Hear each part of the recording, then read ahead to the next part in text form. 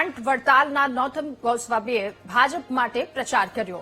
ભાજપને મત આપવા માટે નૌતમ સ્વામીએ લોકોને અપીલ કરી છે. જેને જે કરવું હોય તે કરે, આપણે તો ભાજપને જ મત આપવાનો છે, નૌતમ સ્વામીએ કહ્યું. માંડ આવું શાસન મળ્યું છે, એ શાસન હવે ગુમાવવું નથી. અન્ય સત્તા હોય તો રામ મંદિર ક્યારેય ન બન્યું હોત. મારો મત તો કાયમ માટે રાષ્ટ્રને પોષે, પરંતુ તેને આપવાનો છે.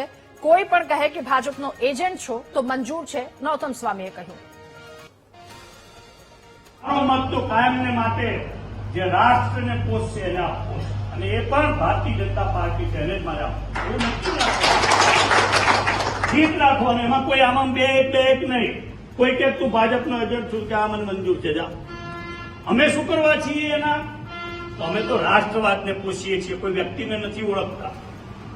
શ્રીમદ ભગવદ્ ગીતાજીના પાઠ કોઈ શાળામાં જયારે બોલાશે ત્યારે આપણને એમ થશે કે વાહ ભાઈ વાહ, આવું કોણ કરી શકે?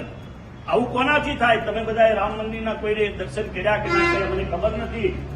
અમે એના ભૂમિપૂજનમાં બેઠા, એ મંદિરની ધજા ચડી અમે જોઈ, એ મંદિરનું ઉદઘાટન અમે જોયું. અમને એમ થઈ ગયું કે વાહ, રામ મંદિર તો હજારો છે ભારતમાં, ગામડે ગામડે રામના મંદિરો છે, પણ રામ જન્મભૂમિ ઉપર મંદિર નતું, ત્યાં મસ્જિદ બનાવી હતી. અમને એનો સવાલ હતો.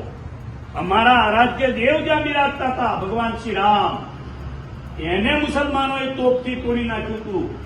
એ મંદિર બનાવવાનું કામ જે પાર્ટીએ કર્યું, અને લંકાની ચોટ ઉપર અત્યારે કહે છે કે રામ મંદિર અમે બનાવ્યું છે.